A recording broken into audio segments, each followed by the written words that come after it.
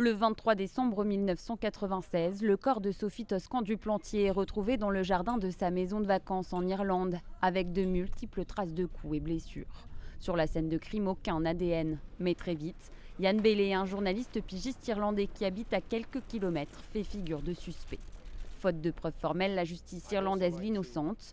En France, pourtant, les juges d'instruction relèvent un faisceau d'indices et décident de le poursuivre. Une aberration pour les avocats de Yann Bailey. Le procès se déroulera donc sans lui et sans qu'il soit représenté. L'instruction française n'a été orientée que contre Yann Bailey. C'est une parodie de procès, c'est quelque chose qui n'est pas acceptable. La famille, elle, est convaincue de la culpabilité de Yann Bailey. Mais il s'absente parce qu'effectivement, il y a suffisamment de charges pour pouvoir le déclarer coupable. Et qu'il a peur de se rendre en France pour répondre de sa responsabilité pénale. Le fils de Sophie Toscan du Plantier avait 15 ans lorsque sa mère est morte. Il espère que ce procès permettra enfin de connaître la vérité.